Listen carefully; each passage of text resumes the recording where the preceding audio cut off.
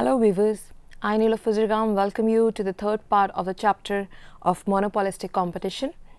In this chapter of monopolistic competition, we shall discuss the meaning of excess capacity, other weights of competition under monopolistic competition, meaning of selling cost and advertising, how selling cost distinguish from production cost, role of the selling cost under imperfect competition, what are the effects on selling cost on demand and causes and benefits of excess capacity.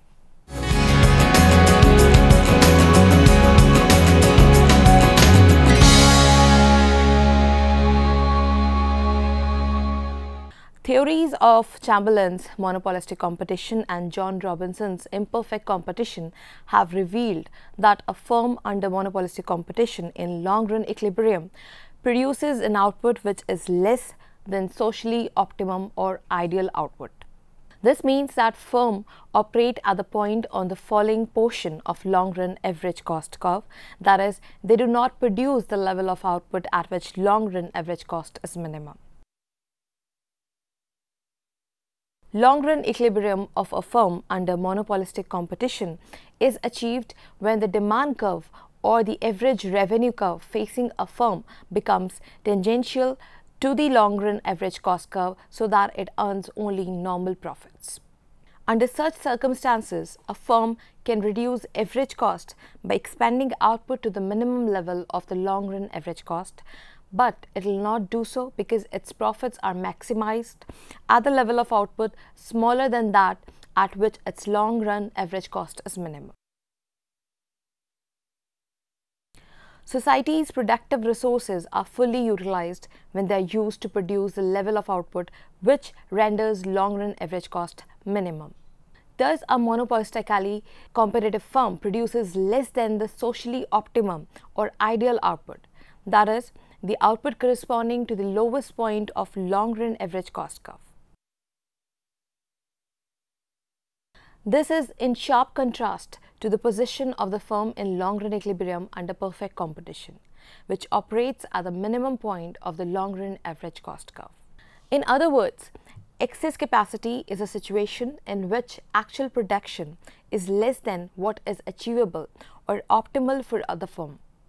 This often means that the demand for the product is below what the business could potentially supply to the market. A company can use excess capacity to offer customers a special order price and generate more sales near the end of the month. The amount by which the actual long-run output of the firm under monopolistic competition falls short of the socially ideal output is a measure of excess capacity, which means unutilized capacity. The existence of excess capacity under imperfect or monopolistic competition can be understood from the images 3.1 and 3.2. Image 3.2 depicts the long-run position of a perfectly competitive firm, which is in long-run equilibrium at the level of output ON, corresponding to which long-run average cost is minimum. Image 3.1, that is the excess capacity under monopolistic competition, and image 3.2, that is ideal or socially optimum output under perfect competition. It is at output ON that the double condition of long-run equilibrium, namely price equals to MC equals to AC, is fulfilled. It is thus clear that the firms under perfect competition produce socially ideal output. On the other hand, a firm under monopolistic competition depicted in Image 3.1 is in long run equilibrium at output OM, at which its marginal revenue is equal to marginal cost and the price is equal to average cost. That is, average revenue curve AR is tangential to average cost curve LAC at the point F corresponding to output OM. It will be noticed that at output OM, long run average cost is still falling and goes on falling up to output ON. This means that the firm can expand its production up to ON and reduce his long run average cost to the minimum. Ideal output is the output at which long run average cost is minimum. Therefore, the firm is producing Mn less than the ideal output. This Mn output represents the excess capacity which emerges under monopolistic competition. It is worth noting that the concept of excess capacity refers only to the long run. This is because in the short run, under any type of market structure, including perfect competition, there can be all sorts of departures from the ideal, reflecting incomplete adjustment to the existing market conditions.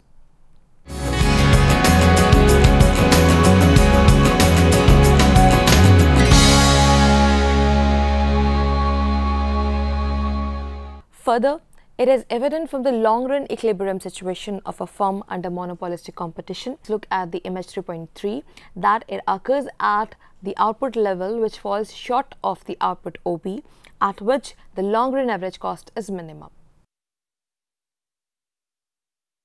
This implies that maximum economic efficiency is not achieved under monopolistic competition because the resources are not being used to produce the good at the minimum possible cost. That is why economists such as Herod Castle have called the output difference QB as the excess capacity that tends to prevail under monopolistic competition and which represents waste of resources. However, it is worth noting that some economists do not consider QB as the excess capacity. According to them, this small loss of output and consequently higher average cost is price which people are paying for product variety which they get under monopolistic competition due to product differentiation as compared to perfect competition. Further, firms under monopolistic competition spend a lot of money on advertisement and other sales promotions activities which also represents weights of competition. According to Chamberlain, a lot of excess capacity is created under monopolistic as a result of entry of large firms only if price competition does not prevail. If price competition prevails, then there is not much excess capacity under monopolistic competition. In the long run, too many firms enter the industry so that market is shared among many, and in the absence of price competition, each produces much less than its full capacity.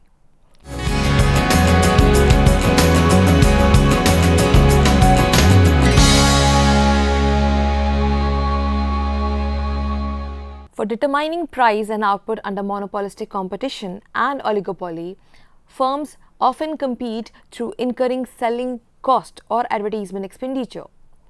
For firms working under conditions of monopolistic competition and oligopoly, besides adjustment of price, output and product, an important decision that has to be taken is that how much selling cost or advertisement expenditure it should undertake so as to achieve its aim of profit maximization.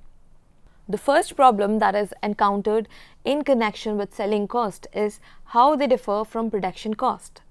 The other important question which arises is why firms under monopolistic competition and oligopoly incur selling cost and not the firms working under conditions of perfect competition and monopoly.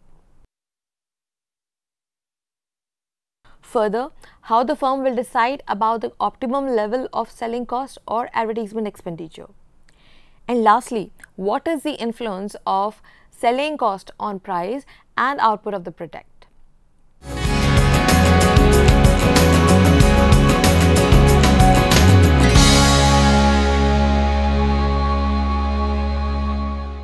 The term selling cost is broader than advertisement expenditure, whereas Advertisement expenditure includes costs incurred only on getting product advertised in newspapers and magazines, on radio and televisions. Selling cost includes the salaries and wages of salesmen, allowances to retailers for the purpose of getting their product displayed by them, and so many other types of promotional activities besides advertisement. Chamberlain, who introduced the analysis of selling cost in price theory, distinguished selling cost from production cost. According to Chamberlain, cost of production includes all those expenses which are incurred to manufacture and provide a product to the consumer to meet his given demand or want, while the selling costs are those which are incurred to change, alter or create the demand for the product. Cost of production therefore include manufacturing cost, transportation cost, and cost of handling, storing and delivering a product to the consumers, since all of these activities and utilities to a commodity. And the addition or creation of utilities to satisfy the given wants is called production in economy. To quote Chamberlain, cost of production includes all expenses which must be met in order to provide the commodity or service, transport it to the buyer, and put it into his hands ready to satisfy his wants. Cost of selling includes all outlays made in order to secure a demand or market for the product. The former cost creates utilities in order that given demands may be satisfied. The latter create and shift the demands themselves. A simple criteria is this: of all the costs incurred in the manufacture and the sale of a given product, those which alter the demand curve for it are selling cost, and those which do not are cost of productions. The selling cost, according to Chamberlain, include advertising in its many forms, salaries of salesmen, and the expenses of sales departments and sales agencies, except where these agencies actually handle the goods, window displays, and the displays and demonstration of all kinds. It should be noted that transportation should not be construed as increasing the demand as it apparently appears. This is because the transportation does not really increase the demand.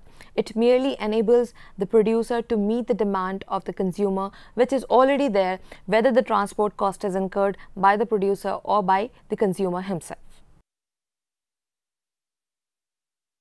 Likewise, a high site rent for a shop in a well-located area will increase the sales of the firm but cannot be considered as a part of selling cost, since in this the firm is meeting the given or the existing demand for the product more accurately or exactly and not altering the demand for the product.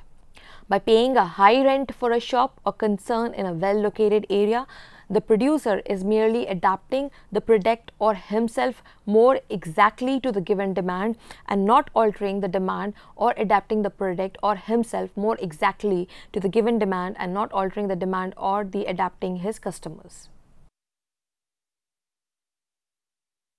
Therefore, Chamberlain, while drawing the distinction between production cost and the selling cost, writes that these costs which are made to adapt the product to the demand are the cost of production.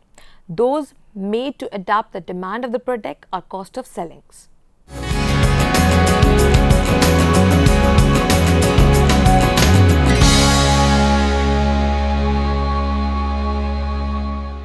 It is under condition of imperfect competition, that is, monopolistic competition and oligopoly with product differentiation, that advertisement and the other selling cost becomes important as a competitive weapon at the disposal of one firm to increase its sales at the expense of the others. This is because differentiated products produced by different firms under monopolistic competition and differentiated oligopoly are close substitutes of each other. Therefore, each firm under monopolistic competition tries to convince the buyers that its product is better than those of others in the industry. A firm under monopolistic competition and differentiated oligopoly may keep its price and product design constant and seek to increase the demand for its product by increasing the amount of advertisement expenditure and through it persuading the buyers that its brands of the product is of superior quality than others. Thus, this is competitive advertising which is aimed to attracting the customers to their product and weaning them away from the closely related products of the rivals. Thus, the fundamental aim of all competitive advertising is to attract the customer's attention and to imprint the name of a particular product on his mind. The aim is to persuade the customer to put his hand in his pocket and buy the product in question. The main aim is to increase the sales of one firm at the expense of the others and not to increase the sales of the group as a whole. For instance, we all know that all toothpastes are based upon the same chemical formula recommended by the medical science. But the firm producing Binaka through its radio and television commercial programs has been propagating that the toothpaste of Binaka variety is very much better than others and has special and superior qualities which are absent in the other brands of toothpaste. The fundamental aim of Binaka advertisement is not to increase the aggregate demand for the toothpaste in the country, but to increase the demand for Binaka toothpaste by competing away the buyers from the other brands of toothpaste.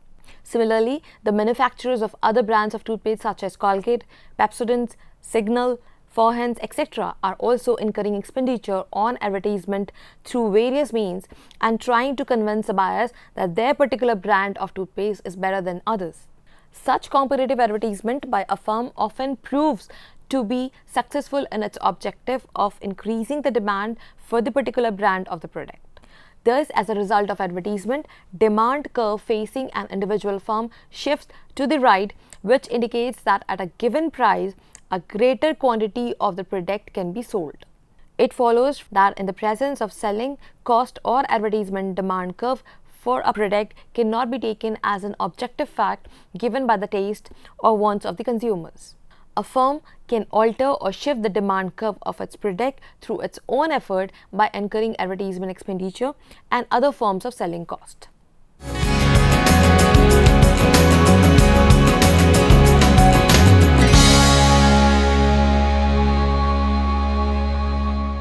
The purpose and effect of successful advertising is to increase the demand, that is, to shift the demand curve of the product to the right. However, these selling costs or advertising outlays are subject to the varying returns. That is, equal increments in the advertising outlay first yield increasing returns and then eventually diminishing returns in terms of its effect on the demand for the product. In the beginning, increases in the advertising outlay will bring about increasing returns in raising demand for the product for two reasons. First, increase in advertising outlay or selling costs permits a firm to repeat many times the advertisement for the product, and this repetition advertisement produces favorable effects on demand. It is well established that repetition is essential if advertising is to make an impact on the consumer's mind. A single advertisement seen once will have at the most negligible and probably no effect on the consumer. The outlay for it is wasted, but continued advertising over a period of time and in different media is far more likely to impinge on the consumer's thoughts and consequent consumption choices. Second reason for occurrence of increasing returns as the advertisement outlay is increased in the beginning is the economies of large-scale selling operations or advertising. The main economy or advantage is a specialization which is made possible by large-scale selling or advertising activity. To quote Professor Hibdon, Gain said that large-scale activities permits the use of a specialized personnel with greater expertise and effectiveness. There may also be economies in the use of advertising media. Greater total spending permits a shifts in the technique and media that are used in the selling effort as well as the use of the combination of media. As a result of the increasing returns from advertising outlay in the beginning, the demand increases more than proportionality to the equal increase in advertising outlay. But as the advertising outlay is stepped up, diminishing returns are likely to set in eventually. First, this is because potential buyers differ in taste, income and wealth.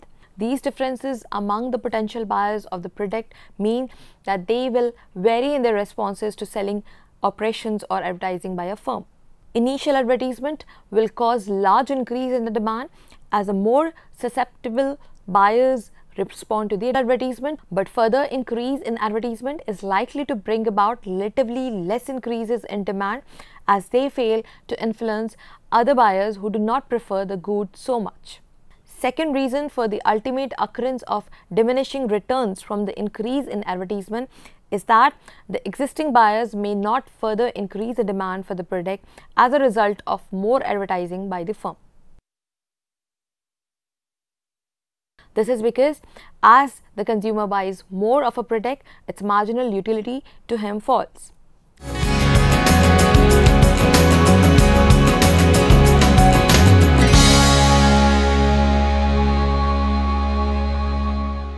What factors are responsible for the existence of excess capacity under monopolistic competition?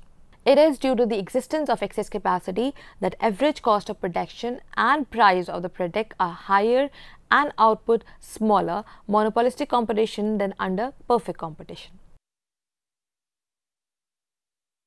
There are three main causes of emergence of excess capacity under monopolistic competition. First, the most important cause of its existence of excess capacity under monopolistic competition is downward sloping demand curve or average revenue curve of the firm. A downward sloping curve can be tangent to a U-shaped average cost curve only at the latter's falling portion. It is only the horizontal demand curve or the average revenue curve which can be tangent to U-shaped average cost curve at the latter's minimum point. From this, it also follows that the greater the elasticity of the average revenue or demand curve confronting a monopolistically competitive firm, the less the excess capacity and vice versa. When the demand curve facing a firm is perfectly elastic, there is no excess capacity, as is the case under perfect competition. Now, demand curve facing individual firms under monopolistic competition slopes downward due to product differentiation found in it. Various firms produce different varieties and brands of product, and each has a certain degree of monopoly power over the variety or brand it produces for fixing price and output. If products were homogeneous, the demand curve would not have been downward sloping and equilibrium would have been established at the minimum point of LAC without there being any excess capacity.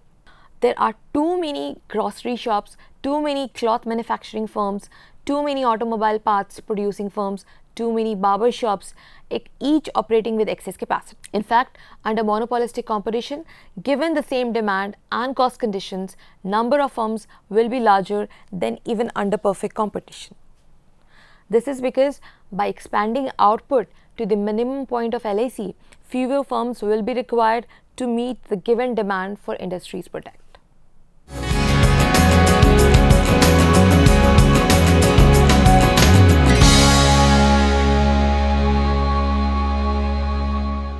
However, many modern economists are of the view that excess capacity under monopolistic competition is desirable in some respects. According to them, excess capacity under monopolistic competition provides some benefits which increase consumer welfare. As mentioned, the excess capacity comes into existence mainly due to product differentiation under monopolistic competition. Now, this product differentiation leads to product variety, which is highly beneficial to the consumers. The ability to choose among a wide variety of clothes, furniture, restaurants, meals, and other types of styles of products, designs add greatly to the satisfaction or welfare of the consumers. Therefore, according to this view, social benefits of excess capacity should be weighed against the cost of the society of excess capacity.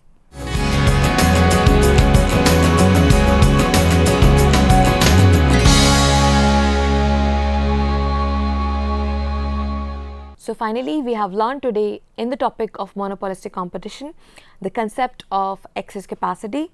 In this chapter, we have discussed the meaning of selling cost and advertising, other ways of competitions under monopolistic competition. We have seen how selling cost distinguished from production cost, role of the selling cost under imperfect competition, effect of selling cost on demand. We have also discussed the causes and benefits of excess capacity. So that finally brings us to the end of today's episode. We're ending here the chapter of monopolistic competition, and we'll see you again discussing about the next topic on more wide variety. Till then, have a great time. Thank you for watching. Bye.